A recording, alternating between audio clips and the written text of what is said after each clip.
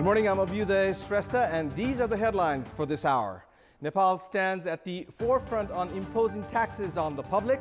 Prime Minister Oli's claim of Nepal government levying minimum taxes proves baseless.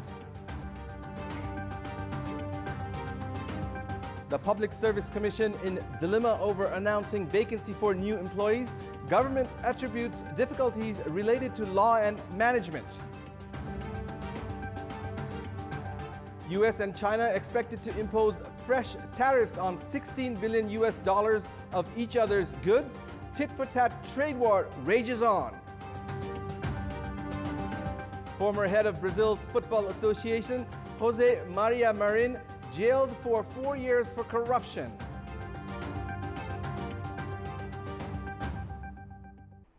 Let's begin with the national political updates.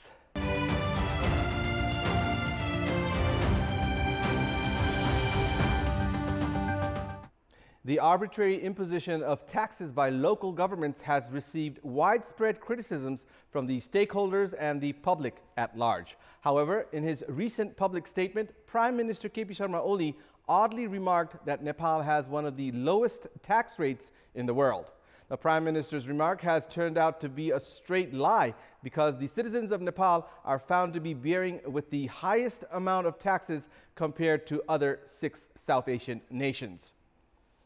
The Prime Minister's statement has come as a defense against the rising criticisms of the government over the haphazard infliction of taxes and increase in the rates of the existing ones. His remark, nonetheless, holds no ground, taking into account the scenario of other South Asian nations. The proportion of the taxes levied by the Nepal government currently stands at 24% of the total national GDP. The ratio is 24% in the Maldives, the second country in South Asia imposing the highest tax rates, followed by India at 18% in third place. The federal government collected taxes amounting to 730 billion rupees in the last fiscal year. This year, the government's plan is to raise the amount to 945 billion rupees. As the tax rates are already high, the proportion would climb to as much as 30% of the total GDP after adding the taxes levied by the provincial and local governments. In developed countries, although the direct taxes imposed on individual incomes are high, the taxes levied on basic public facilities and consumables are significantly low.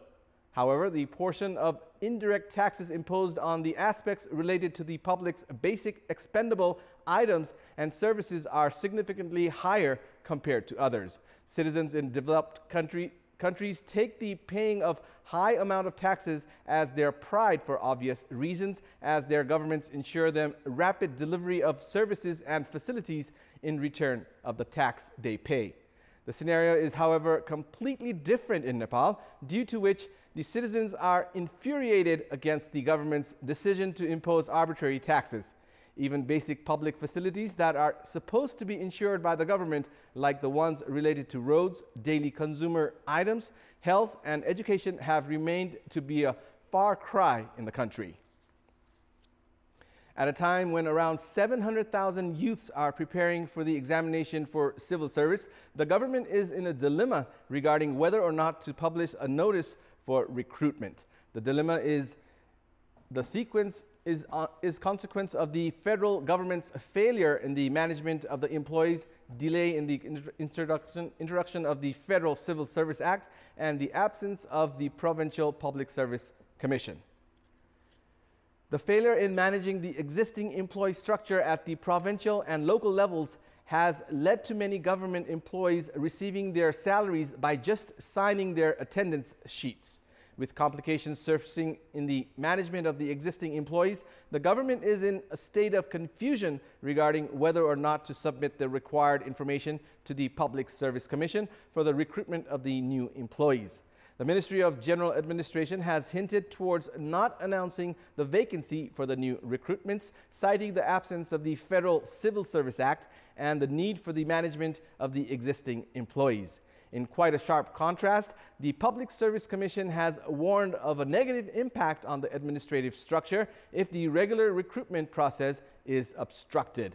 Despite the daily routine works being affected by the shortage of human resource, the lower level governments appear to be rejecting the employees sent by the federal government, with the tendency of making appointments based on their own interests. Even such a tendency does not appear to be working at the moment, as the provincial public service commissions remain to be formed in all the 7 provinces. Administrative experts are of the opinion that laws should be formulated at the earliest so as to provide new entrants with the opportunity to serve at the local levels. Around 2,000 positions become vacant every year in government service, for which around 700,000 applicants contest. The Public Service Commission issues a vacancy notice and conducts examinations based on the government requirement. The question that remains unanswered is whether the existing commission should conduct examinations for the provincial and local levels. The dilemma is certain to persist further unless the question is answered. With the number of changes in the post of the Chief Executive Officer at the National Reconstruction Authority, the reconstruction of the main administration building at Singhdarbar has been in a limbo. The west side of the main administration building at Singhdarbar has been supported solely by scaffolding for a year now. The Department of Archaeology has been insisting the building be retrofitted as it has historical significance. However, the decision to reconstruct the building has been changed with each change of the Chief Executive Officer at the National Reconstruction Authority. During Sushil Gyawali's tenure as the CEO for the National Reconstruction Authority, the authority decided to demolish the whole building to build a new one. His successor, Govinda Pokhrel, decided to retrofit the building instead. Now that Sushil Gyawali is back in office, it is doubtful if the retrofitting plans will go ahead. Furthermore, the fate of the building is uncertain, also because the monitoring committee formed to study the condition of the building has yet to give its recommendations. If the National Reconstruction Authority demolishes and constructs a new building, it is certain that the building's rare historical artifacts will also be destroyed. Except for the front side, other parts of Singhdarbar are currently being retrofitted. The front side of Singhdarbar had also survived a fire breakout 25 years ago. The then Rana Prime Minister Chandra Shamsher Rana had built the palace in European style 106 years ago using traditional materials for plastering. We'll take a short break here. We have more news coming up. Welcome back. The number of Nepalese students leaving for foreign nations to pursue their academic ambitions stood at 58,000 in the past 1 year alone. With the students going abroad for further studies, the nation is losing more than 100 billion rupees as well.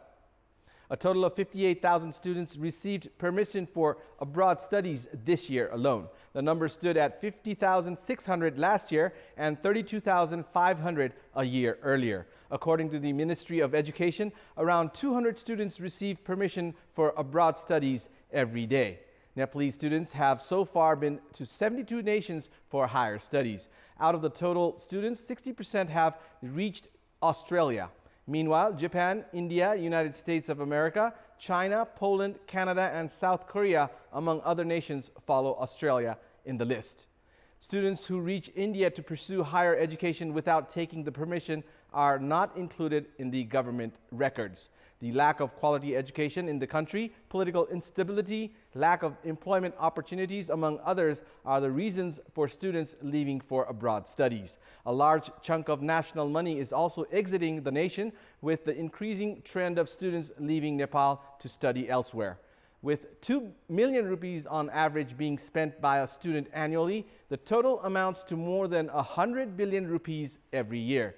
It is imperative to create platforms for quality education and a conducive environment for employment opportunities in the country itself, so as to contain the exit of such a huge amount of money and a significant number of qualified and productive youth from the country. It's now time for our segment, Public Voice. Public Voice. प्रायजसो जिल्ला सरकारी अस्पतालको OPD सेवामा 9 बजेदेखि देखिने बिरामीहरूको भिड 12 नबज्दै कम हुन्छ। चिकित्सकहरू 12 बजे पछाडि निजी क्लिनिकमा जान सुरु भइसके पछाडि यहाँ उपचार गराउन आउने बिरामीहरू चिकित्सक खोज्दै निजी क्लिनिकमा जान्छन्। निशुल्क पाउने उपचारका लागि बिरामीहरू निजी क्लिनिकमा जाँदा उनीहरूले चर्को शुल्क पनि तिर्नुपर्ने हुन्छ। यसै सन्दर्भमा आज नारायणी अञ्चल अस्पतालमा उपचार गराउन आएका बिरामीहरूलाई हामी सोधेका छौँ चिकित्सक नभेटिँदा तपाईहरूलाई स्वास्थ्य सेवा लिन कतिको समस्या पर्छ त? हामीहरू त्यसको क्लिनिकमा गयो भने 2 बजीदेखि क्लिनिकमा डाक्टरहरू बस्छन्, त्यहाँ गएपछि 500 रुपियाँ फेरि लिन्छ अनि रिपोर्ट हेर्छन्।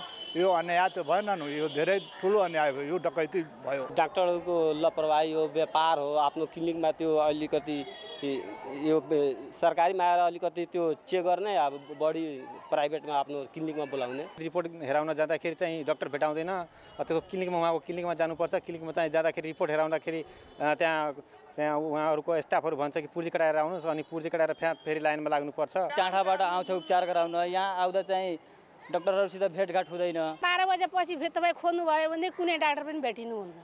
5 बजेसम्म त बस्नुपर्ने हो नि त। उनीहरूले यस्तै एकदम जरुरी परेर आएका हुन्छन्, टाढादेखिबाट आएका हुन्छन्, भ्याइ नभइकन आएको हुन्छ, त्यो डाक्टरहरूले हेरिदिनु पर्ने होइन। कुनै पनि सरकारी कार्यालयको सेवा 10 देखि 5 बजेसम्म हो, जहाँ उच्च ओहदाका कर्मचारीदेखि निम्न वर्गका कर्मचारीहरूसम्म सेवा गर्नुपर्ने हुन्छ। नारायणी अञ्चल अस्पतालमा सरकारी सेवा सुविधा खाएर बसेका चिकित्सकहरू यो अस्पताललाई आफ्नो विज्ञापनको मात्र माध्यम बनाएका छन्, तर 12 नबज्दै उनीहरू आफ्नो निजी क्लिनिकमा गएर सम्पत्ति आर्जन गर्नमा लागेका छन्। चिकित्सकहरूको यस प्रकारको रवैयामाथि कसले नियन्त्रण गर्ने त?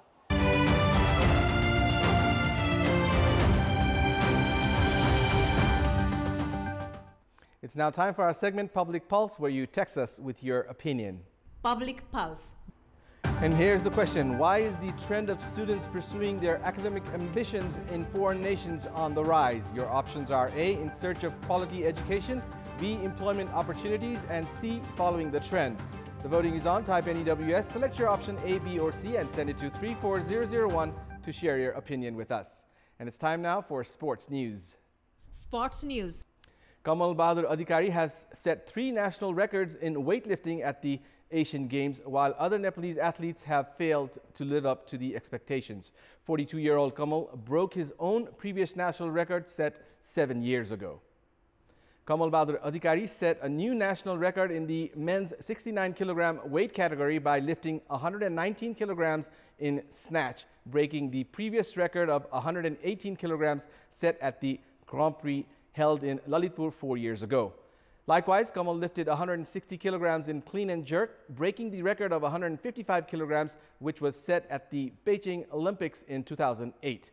By lifting 279 kilograms in total weight, Kamal was able to set 3 new national records. A total of 4 Nepalese athletes are participating in weightlifting at the Asian Games. Sanju Chaudhary set 3 national records in the women's 53 kg category yesterday. Vikas Thapa is contesting in the 77 kg weight category today, while Tara Devi Pun is participating in the 75 kilogram weight category on 26th of August. Meanwhile, Olympian swimmer Gaurika Singh crashed out from the heats in the women's 200-meter freestyle. It took Gaurika 2 minutes 12.53 seconds to complete the distance. Gaurika has a national record of 2 minutes 11.94 seconds in the 200-meter freestyle. Meanwhile, in the men's 100-meter backstroke, Shubham Shrestha also crashed out from the heats.